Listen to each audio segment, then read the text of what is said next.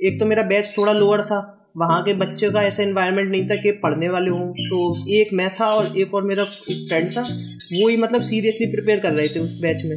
तो टीचर्स को भी कोई एक्सपेक्टेशन नहीं थी उस बैच से ज़्यादा कि इनका कुछ होगा। यहाँ तक कि एक बार तो हमसे ये भी कहा गया था कि यार तुम्हारे बैच में से तो आईआईटी में कोई नहीं पहुँच पाएगा। हाँ भैया, मैं तो बिल्कुल कहूँगा कि 100% अगर आपको बिल्कुल एक जो कहते हैं ना फुल फ्लैश तैयारी करनी है आईआईटी जेईई की, तो मेरे से कोई पूछेगा तो मैं तो कहूँगा कि इसी पर जाओ और कहीं पर जाने की ज़रूरत नहीं है। सब चीज़ अवेलेबल है, जो तुम्हें चाहिए।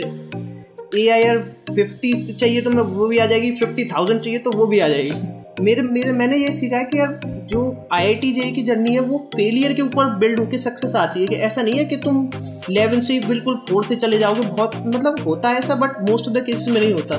तो तुम्हें सब्र रखना पड़ेगा पहले थोड़ा कि फेल हो गए बिल्कुल। सब लोग फेल होते हैं। मेरे जब तक मेरा जेईई एडवांस का रिजल्ट नहीं आया सब फेलियर था।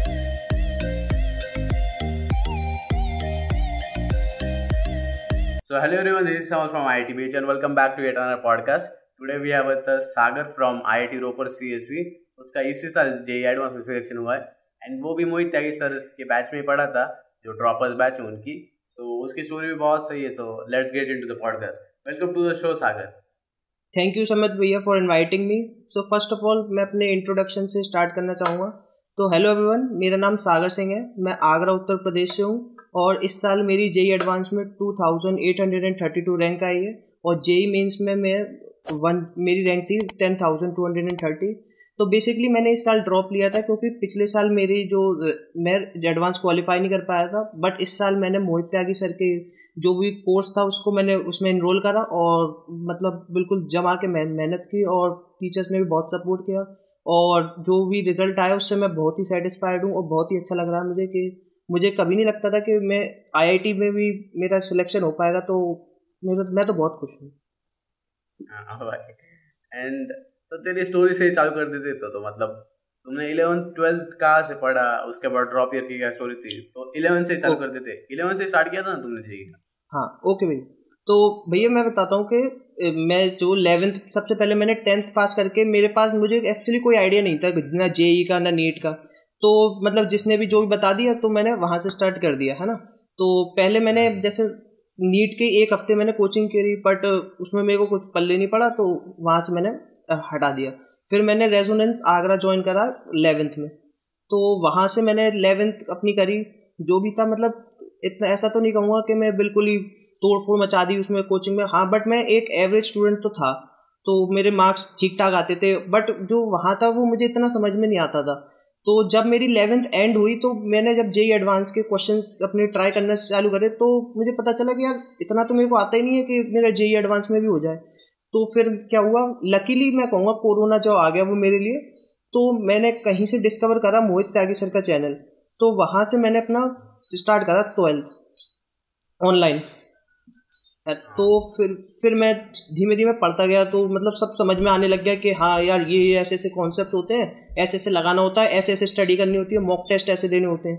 तो वो मैंने सब करा। बट उसमें भी क्या था, एक ग्लिच आ गया बीच में कि मेरी हेल्थ है ना, तो हेल्थ थोड़ी ख़राब होने लग गई। तो उसके वजह से मेरी थोड़ी पढ़ाई डिक्लाइन होने लग गई सितंबर के अराउंड से। तो वहाँ से थोड़ा सा मुझे लगा कि यार ये क्या चल रहा है। तो बट मैंने फिर लगाए रखा कि मैंने कहा कि देखते हैं जो भी आता है। तो फिर आया जेईई मेंस का फर्स्ट अटेम्प्ट। तो मैं गया देने, तो मेरे 98.6 परसेंटाइल थी। तो उसमें भी मुझे ऐसा लग रहा 98.6 थी। हाँ पिछली साल। कुछ पढ़ा नहीं था तुमने? नहीं पढ़ा नहीं था। मतलब ऐसा था कि मैंने सब थ्योरी वगैरह सब पढ़ रखी थी और बेसिक क्वेश्चंस कर रखे थे। बट अगर मेरे को अंदर से पता था कि अगर मैं एडवांस में बैठूंगा तो मेरा कुछ होना नहीं है, क्योंकि मैंने ना जो एडवांस के टाइप की पढ़ाई होती है वो मैंने नहीं कर रखी थी। तो फिर क्या हुआ, और तो जेईई मेंस दिया, 98.6 आ गए। आगे चला। जब फिर जेईई एडवांस में 2 महीने रह गए थे। तो फिर वहाँ पे क्या हुआ, वहाँ पर फिर एक हेल्थ इशू आ गया मुझे कि ब्रेन में कुछ ऐसा था, ब्रेन से रिलेटेड कोई इशू आ गया। तो मुझे 2 महीने तक बिल्कुल बेड पे ही रहना पड़ा, मतलब ना पढ़ाई ना कुछ। तो वहाँ से फिर मैंने जेईई एडवांस क्वालिफाई भी नहीं हुआ। तो फिर मैंने सोचा कि यार तेरा फर्स्ट जेईई एडवांस में मेरा था 60 मार्क्स थे मेरे। हाँ तो वो बहुत बुरा लगा फिर बाद में मुझे कि यार ये क्या हो गया, मतलब इतना तो डिजर्व नहीं करता, मैं इससे बेटर डिजर्व करता हूँ। तो फिर सोचा मैंने कि यार तो एक बार और ट्राई करते हैं। तो फिर मैंने मोहित त्यागी सर से और ABG सर वगैरह से बात करी, तो उन्होंने कहा कि अगर तुम्हारा मन है तो तुम ट्राई कर सकते हो। तो मैंने कहा कि मैंने यार एक बार और ट्राई करते हैं। तो ठीक है, फिर ट्राई करा। ड्रॉप ईयर उनके जो ड्रॉपर बैच था, फिर उसमें मैंने एनरोल कर लिया। तो फिर वहाँ से मैंने पढ़ाई स्टार्ट करी। तो वहाँ से मतलब मेरे को ऐसा नहीं था कि बिल्कुल ही बेसिक से पढ़ना था, मेरे को इतना आता था कि कॉन्सेप्ट पता थे, बट जो डीप अंडरस्टैंडिंग होती है कॉन्सेप्ट की वो नहीं थी मेरे को। तो वो जो मैंने लेक्चर्स देखना स्टार्ट करा, फिर उनकी जो भी शीट्स वगैरह थी वो सब सॉल्व करी। तो वहाँ से मेरे को एक क्लैरिटी आती गई कि हाँ यार ये ऐसे ऐसे होता है। तो बट उसमें एक प्रॉब्लम, उस हेल्थ इशू जो था वो साथ चल रहा था, तो उससे भी वो भी एक फैक्टर था, तो उससे मुझे बहुत लड़ना पड़ा। तो ये सब ऐसे ही चलता रहा। फिर जेई मेंस भी गया। जेई मेंस में जो था अभी 2022 का, मैंने सोचा था कि हाँ ठीक है 99 तक तो पहुंच जाऊंगा, बट हुआ क्या, जो फर्स्ट अटेम्प्ट था उसमें मेरे आए 97.8% आए। तो वहाँ से एक बहुत ही शौक लग गया कि यार ये फर्स्ट मेंस से भी कम। हाँ, फिर मैंने कहा यार ये क्या हो गया अचानक से। फिर ठीक है, बट इतना कोई टेंशन नहीं लिया। मैंने कहा कि सर ने कहा था कि हाँ हो जाता है ऐसा। तो फिर मैंने सेकंड अटेम्प्ट की तैयारी करी। सेकंड अटेम्प्ट में सोचा कि यार कैसे करके 99 तो मानना ही है, बट उसमें भी नहीं आया, उसमें भी 98.9 पे रह गए।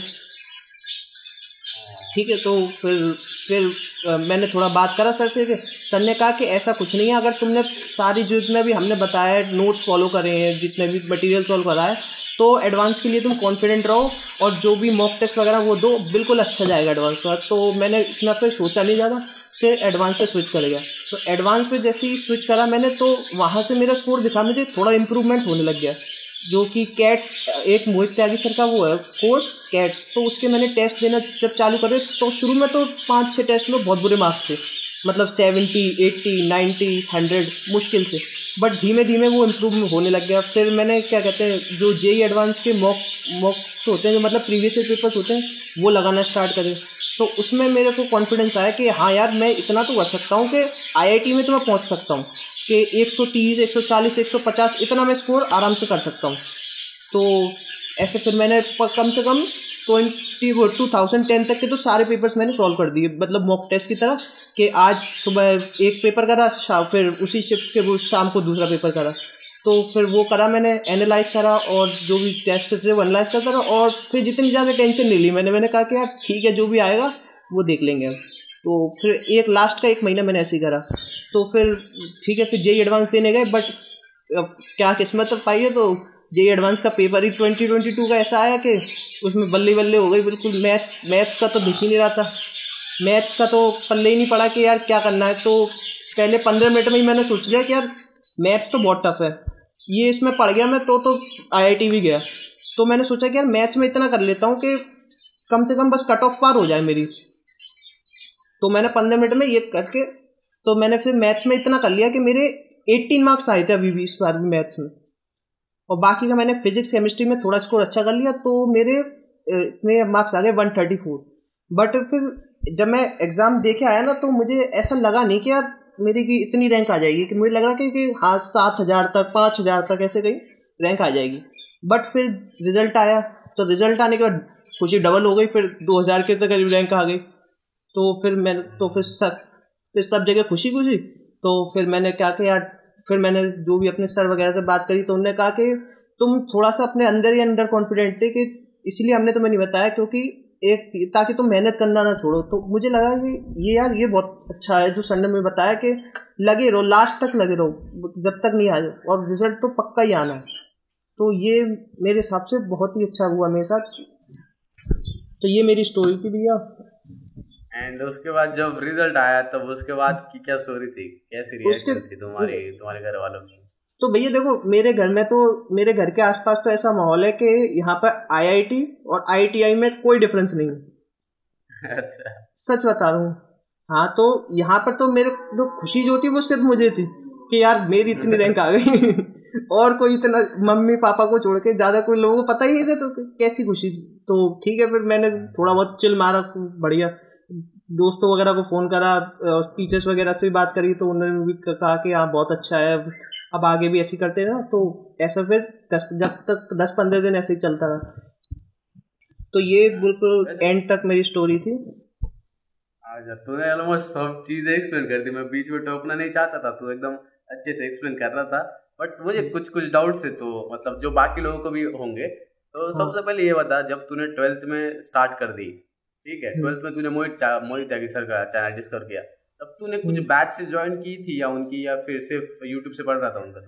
नहीं भैया, मैंने बैच ज्वाइन करा था, क्योंकि भैया मेरा क्या है ना, मेरे को थोड़ा पर्सनलाइज पढ़ना पसंद है, क्योंकि मैं चाहता हूँ कि यार कोई फालतू कोई उल्टे पुल्टे डाउट पूछता है ना, जैसे कि कोई कहीं पे यूट्यूब का रिकमेंडेशन आ गया, ये हो गया वो हो गया, मैं चाहता था कि यार सिर्फ पढ़ाई पर ही फोकस रहे और कहीं नहीं जाए, तो इसीलिए मैंने उनका बैच ज्वाइन करा था, प्रवीण वाला।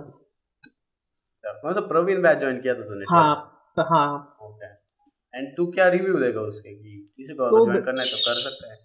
हाँ भैया, मैं तो बिल्कुल कहूँगा कि 100% अगर आपको बिल्कुल एक जो कहते हैं ना फुल फ्लैश तैयारी करनी है IIT JEE की, तो मेरे से कोई पूछेगा तो मैं तो कहूँगा कि इसी पर जाओ और कहीं पर जाने की ज़रूरत नहीं है, सब चीज़ अवेलेबल है, जो तुम्हें चाहिए। AIR 50 चाहिए तो मैं वो भी आ जाएगी, 50,000 चाहिए तो वो भी आ जाएगी। सही बैच लग रही है, मतलब मैं कुछ प्रमोशन नहीं कर रहा, जस्ट नहीं, अब वो बोल रहे हैं। हाँ, सही है। हाँ, तो अगर यार ऑनेस्ट चल रहे हैं सब चीजें, हाँ, इधर कुछ प्रमोशन बिल्कुल नहीं चल रहा, तो अगर किसी को ज्वाइन करनी तो कर सकते हैं। तूने कुछ बाकी यूट्यूब से कुछ पढ़ा था या फिर सिर्फ मोहित त्यागी नहीं सर का भैया, चैनल फॉलो नहीं भैया, मैं तो क्या कहते हैं, मैंने तो पहले से सोच लिया था कि यार अपने टीचर्स पे ट्रस्ट रखना है और जो भी होगा फिर देख लेंगे। तो फिर मैंने तो कहीं पे भी, और सच बताऊं, और कहीं पे कुछ नहीं पढ़ा बिल्कुल भी, बस जो टीचर पढ़ाते थे वो पढ़ लेता था मैं, नोट्स वगैरह थे, DPPs थी वो कर लेता था, बस बात खत्म। अच्छा, सही था, क्लैरिटी था भाई तेरे में एकदम, ये हाँ। करना है खत्म। एंड तुम 11th-12th में ऑफलाइन कोचिंग में भी थे ना? नहीं, मैं उसका कैसा 11th में, एक्सपीरियंस था तुम्हारा? तो भैया मैं 11th में तो रेजोनेंस आगरा में था, तो मेरे हिसाब से मेरा इतना अच्छा एक्सपीरियंस तो नहीं था कि मतलब, हाँ, तो उसमें ऐसा था कि एक तो मेरा बैच थोड़ा लोअर था, वहाँ के बच्चे का ऐसा इन्वायरमेंट नहीं था कि पढ़ने वाले हों, तो एक मैं था और एक और मेरा एक फ्रेंड था, वो ही मतलब सीरियसली प्रिपेयर कर रहे थे उस बैच में, तो टीचर्स को भी कोई एक्सपेक्टेशन नहीं थी उस बैच से ज़्यादा कि इनका कुछ होगा। यहाँ तक कि एक बार तो हमसे ये भी कहा गया था कि यार तुम्हारे बैच में से तो IIT में कोई नहीं पहुँच पाएगा, NIT।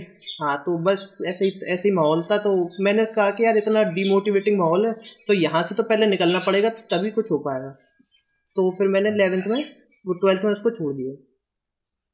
तो ये कितना डिफरेंस रहता है मुझे ये बता, क्योंकि मैं तो टॉप बैच में था एंड मुझे पता था, थोड़ा आइडिया था मुझे लोअर बैचेस का, बट मुझे हाँ, इतना आइडिया नहीं था लोअर बैचेस का। तो कितना डिफरेंस होता है top batches and lower batches में? तो भैया टॉप बैचेस में क्या था, उसमें जो बच्चे थे ना, मेन डिफरेंस बच्चों का था, तो वहाँ का कंपटीशन अलग ही था। अब जैसे कि मेरे बैच में था कि मैं अगर 160 मार्क्स भी ले आऊँ किसी के भी मेंस या एडवांस में, तो मेरी सेकंड रैंक पहुँच जाती थी। हाँ, तो ये था क्या कहते हैं, तो और दूसरे बैचेस में क्या था कि वो 360 में से 300 तक पहुँच रहे हैं, तब जाके उनकी फर्स्ट रैंक आ रही है, और आपस में वो मतलब बच्चे जो बहुत अच्छा डिस्कशन करते थे कि यार ये मैं ये कॉन्सेप्ट मैं ऐसे लगा लेता हूँ, ये ऐसे कर लेते हैं, ये ऐसे कर लेते हैं, और टीचर्स भी उनके सपोर्ट करते थे उन्हें, तो वहाँ से थोड़ा डिमोटिवेटिंग भी लगता था, और क्या कहते हैं कि लगता था कि यार हम लोग क्या कर रहे हैं, ये तो पढ़ ही जा रहे हैं, हम तो यहाँ चिल मार रहे हैं उतनी देर से। हाँ, ये डिफरेंस है भाई top batches and lower batches में। हाँ, बच्चों का ही डिफरेंस है, मतलब इतना हाँ, ज्यादा बच्चों, बाकी डिफरेंस हाँ, है, जस्ट बच्चों का हाँ, डिफरेंस है। हाँ, तू क्या मोस्टली सजेस्ट बच्चों करेगा, को। अगर कोई बंदा लोअर बैचेस में है तो उसे ऑनलाइन पे शिफ्ट कर लेना चाहिए? भैया अगर मैं कहूँ, अगर उसे बिल्कुल ही क्लियर है कि हाँ यार मुझे अपने गोल पे ही फोकस करना है, कि और कहीं उसका फोकस नहीं है, तो मैं तो कहूँगा कि हाँ यार ऑनलाइन कर लो, और आराम से अपने घर पे बैठ के पूरे दिन आपके पास है, ना आपको कहीं जाना है ना कुछ करना है, पूरे दिन आप पढ़ाई कर सकते हो। बट ये उसके लिए जो मतलब फोकस रह सकता है और बिल्कुल डेडिकेटेड रह के पढ़ सकता है, नहीं तो आप फिर ऑफलाइन भी।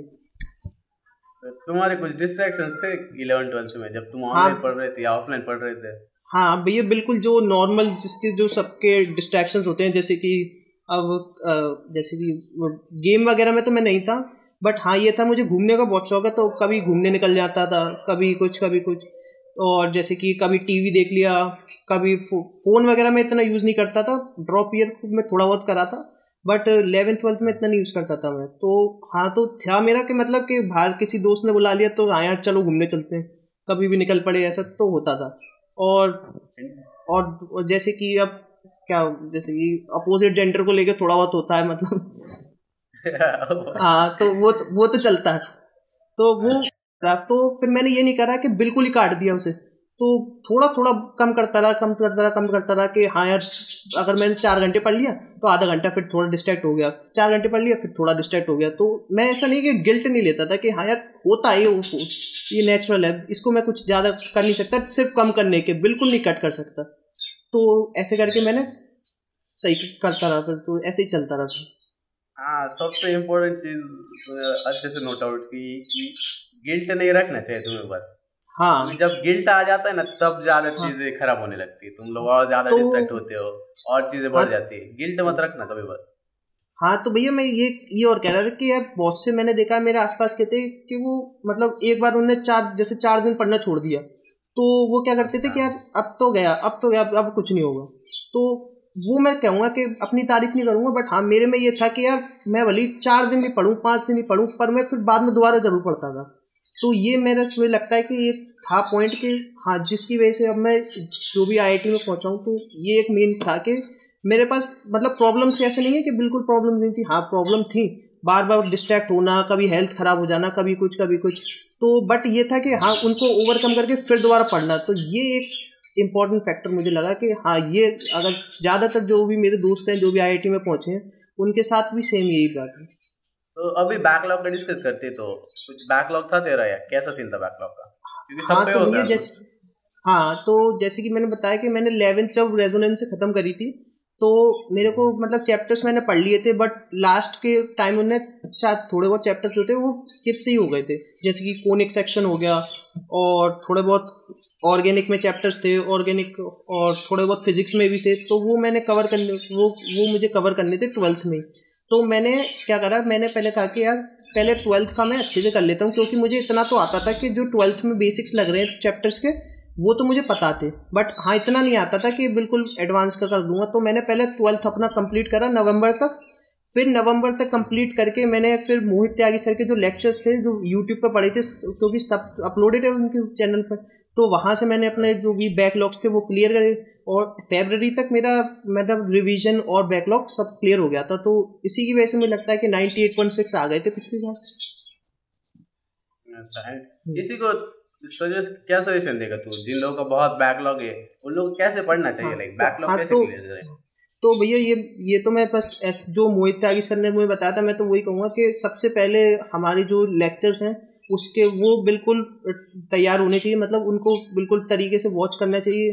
और क्या कहते हैं, जो भी एक्सरसाइज 1 है जो शीट की हमारी, मतलब कोई भी रेप्यूटेड कोचिंग हो वो उसकी एक्सरसाइज 1 तो कंप्लीट कर लो। अगर इतना कंप्लीट है तो मतलब तुम्हारा एक बेस सॉलिड है, उसके बाद हम बिल्ड डाउन कर सकते हैं बाद में। तो ये मैं कहूँगा कि इतना कैसे भी करके जो अपना जो भी टाइम निकालो साइड से, तो वो निकाल के थोड़ा इतने तक तो कंप्लीट करके रखो, क्योंकि ये बहुत इंपॉर्टेंट है, ये सब सब्जेक्ट में अप्लाई होता है। और ज़्यादातर बच्चे, मेरे को नहीं लगता कि इसी पर लीव ऑन कर जाते हैं कि यार लेक्चर्स देख लिया अब बात खत्म। ये है सबसे ज़्यादा बड़ी चीज़, ये कि लोग जस्ट लेक्चर्स पे डिपेंडेंट रहते, प्रैक्टिस ही नहीं करते। हाँ राइट। एंड तूने कौन से रिसोर्सेज फॉलो किए थे वो भी बता दे। तो भैया देखो मैंने या कुछ मॉड्यूल्स क्या किया? हाँ तो जैसे कि भैया मैंने बताया मैं थोड़ा स्ट्रेट फॉरवर्ड हूँ, तो मैंने तो जो मोहित त्यागी सर के जो भी शीट्स वगैरह थे तो वो करी थी। और मैं तो कहूँगा कि मैंने एच सी वर्मा भी बिल्कुल नहीं करी थी। तो एच सी वर्मा वगैरह कोई बुक मैंने नहीं उठाई बिल्कुल, जो जैसा कि सर ने कहा था कि अपनी एक्सरसाइज 1 करो, फिर डीपीपी करो, फिर एक्सरसाइज 2 करो, तो उसी में मेरा टाइम निकल जाता था, तो और कहीं का टाइम मेरे को बचता ही नहीं था। बट हाँ जब मेरे वो सिलेबस कंप्लीट हो गया था, तब मैं कहूँगा कि मैंने थोड़ी बहुत, पूरी नहीं बट थोड़ी बहुत इरोडो जरूर ट्राई करी। कितना परसेंट सॉल्व की थी फिर भी इरोडो? ज़्यादा नहीं, 25 रोटेशंस के क्वेश्चन करे थे मैंने थोड़े बहुत बस, और इलेक्ट्रोस्टैट्स के, क्योंकि वो मुझे थोड़ा टफ लगता था। अच्छा, बट इनफ है ना, like just modules and sheets? बिल्कुल, अगर मेरे हिसाब से कोई एवरेज माइंडेड बच्चा है कि जैसे कि मेरी तरह, तो उसके लिए तो बहुत बहुत इनफ है, उससे बहुत अच्छा हो जाता है। एंड मॉक टेस्ट का क्या सीन था तेरा, मतलब मॉक टेस्ट में कितने आ रहे थे? हाँ उसके बारे में थोड़ा बता। हाँ तो भैया मेरा क्या था, पहले जब मैं 12th में था ना, तो 12th में तो मैंने जेई एडवांस के मॉक टेस्ट तो भूल ही गया था मैं कि यार ये नहीं होंगे मेरे से। तो ये मैंने लास्ट तक, जब तक मेंस नहीं हुआ, जब तक मैंने एक भी मॉक टेस्ट नहीं दिया था जेई एडवांस का। तो फिर उसके बाद तो कुछ, फिर जो भी स्टोरी थी उसकी वजह से जो भी प्रॉब्लम वगैरह हुई तो जे एडवांस का वो तो चला गया। फिर मैंने ड्रॉप ईयर में जब आया मैंने, तो सर ने कहा था कि यार कुछ भी कर लो तो मॉक टेस्ट जिस तारीख को है, जिस डेट को है, जिस टाइम पे है उसी दिन देना। तो ये मैंने अपने मतलब अंदर से कर लिया था कि यार कुछ भी हो जाए, भले ही 40 नंबर आ जाए मेरे, पर देना ज़रूर है।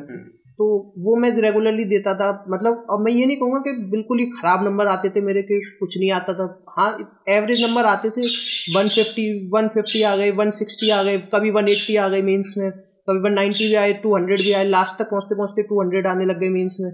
और एडवांस में भी 160 170 ऐसे चलता रहा। तो ये मॉक टेस्ट का था। और लास्ट में जो जब टेस्ट होते हैं फुल सिलेबस के, वो बहुत इंपॉर्टेंट थे मेरे हिसाब से, कि उससे पता चलता है कि आखिर स्टैंड कहाँ करते हो और कहाँ वीकनेस रह गई है। और एक ये पेपर अटेम्प्टिंग स्ट्रेटेजी और मैं डिस्कस करूँगा कि हाँ ये बहुत ज़्यादा इंपॉर्टेंट है कि तुम्हें पता होना चाहिए कि आप पेपर कैसे अटेम्प्ट करते हैं। कि ऐसा नहीं कि पूरे पेपर लेके बैठ गए कि हाँ ये आ गया क्वेश्चन तो ये करना ही है।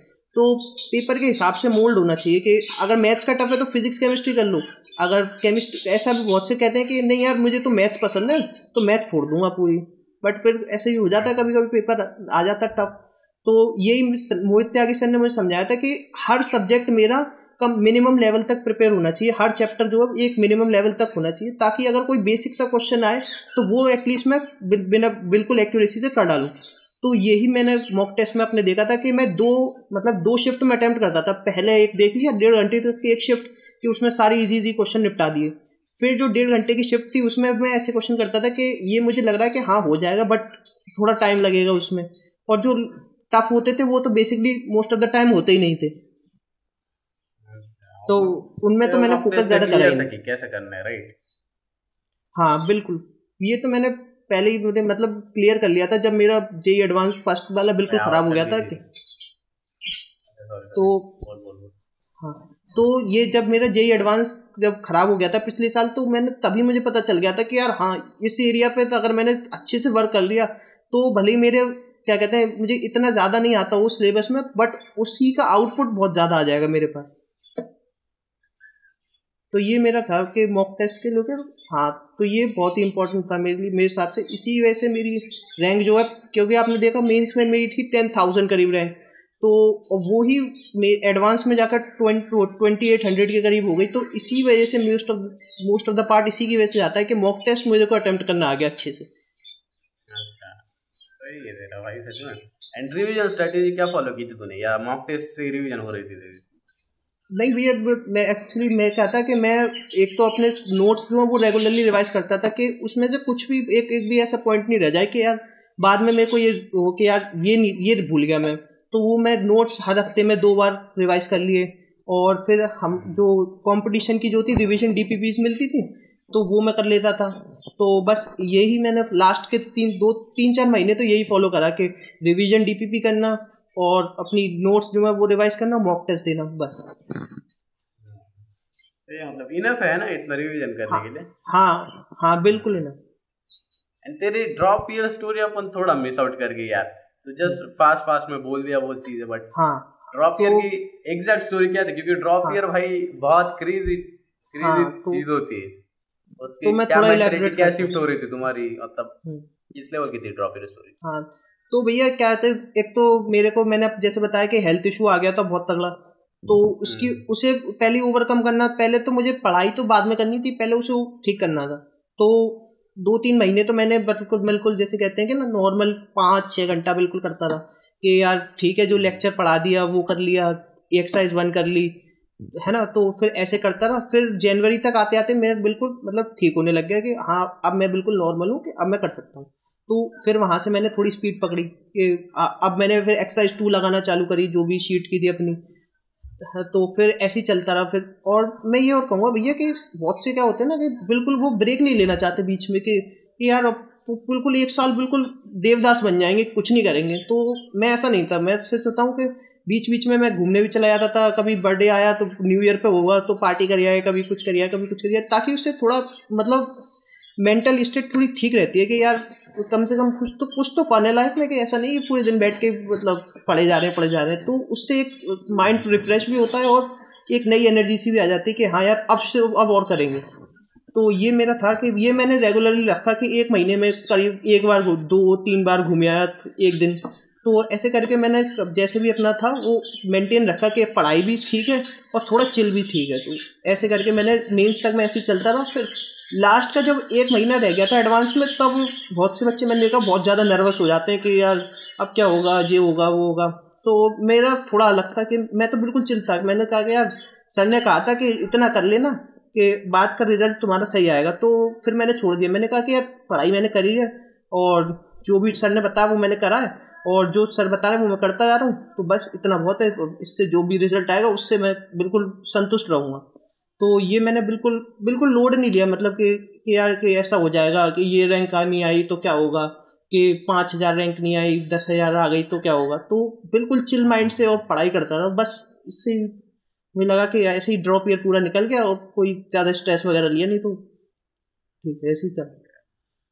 So यार दैट्स ऑल, मतलब हमने पूरा ऑलमोस्ट सब चीज़ें कवर कर ली ये पॉडकास्ट में। तो दैट्स ऑल। यदि लास्ट टिप्स भाई, कुछ लास्ट टिप्स क्या देना चाहेगा? तो भैया मैं कहूँगा कि यार जो IIT JEE है वो एक प्लेन जर्नी नहीं है। पहली बात तो ये, उसमें अप्स एंड डाउन्स आएंगे बिल्कुल 100%। जो AIR 1 भी है उसकी भी जर्नी में आएंगे। तो कभी भी उससे ऐसा नहीं कि बिल्कुल छोड़ देना है कि हाँ, मतलब कभी अगर तुम डिमोटिवेट हो तो रिलैक्स कर सकते हो थोड़ा, कि घूम आए जो भी है, जैसे भी आप रिलैक्स करते हो तो वो, बट इसको लगे रहना है। क्योंकि मैंने ये सीखा है कि यार जो IIT JEE की जर्नी है वो फेलियर के ऊपर बिल्ड होकर सक्सेस आती है। कि ऐसा नहीं है कि तुम 11 से बिल्कुल 4th चले जाओगे। बहुत मतलब होता है ऐसा, but most of the cases में नहीं होता। तो तुम्हें सब्र रखना पड़ेगा पहले थोड़ा, कि फेल हो गए बिल्कुल। सब लोग फेल होते हैं। मेरे जब तक मेरा JEE एडवांस का रिजल्ट नहीं आया सब फेलियर था। ऐसा लगता था मुझे कि यार मेरे से बकवास आदमी कोई नहीं है, कि सब कुछ नहीं करता है, मतलब कि ऐसा ही। तो ऐसा सीन रहता है, सबके साथ रहता है। तो मैं कहूँगा कि थोड़ा सा चिल करो और अपने ऊपर थोड़ा सा कंट्रोल रखो कि यार हाँ, कभी भी मतलब पढ़ाई करनी है तो पढ़ाई करनी है, और थोड़ा बहुत घूमने जाना तो घूमने जाना। बस थोड़ा मतलब नॉर्मल रहो, कि ऐसा नहीं कि बिल्कुल ही एक्सट्रीम लेवल पे चले गए पढ़ाई में या फिर जो भी खेलने वगैरह में जो भी है। तो ऐसा करेंगे तो मेरे हिसाब से तो रिजल्ट आ जाएगा इससे अच्छा। आई गेस ये इनफ होगा, इनफ मोटिवेशन मिल गया होगा आपको अभी पढ़ने का। यार जाओ जाके पढ़ाई करो। एंड जिन लोगों ने अभी तो पूरी पॉडकास्ट देख ली, मतलब कितना ऑलमोस्ट 30 मिनट की बन गई होगी podcast, I don't know, but जिन लोगों ने पूरी पॉडकास्ट देख ली यार, कमेंट में आई एम टाइगर करके स्पैम कर देना। एंड आपको कोई डाउट होगा तो वो भी लिख देना कमेंट में। मैं एंड सागर हम दोनों आंसर कर देंगे आपके सब कमेंट्स को। So that's all. एंड अगर आपने लाइक नहीं किया है, सब्सक्राइब नहीं किया तो कर दो। एंड बाय यार, बहुत अच्छा लगा भाई तेरे से बात करके। एंड मेरे को भी थैंक यू भाई। ओके चलो बाय।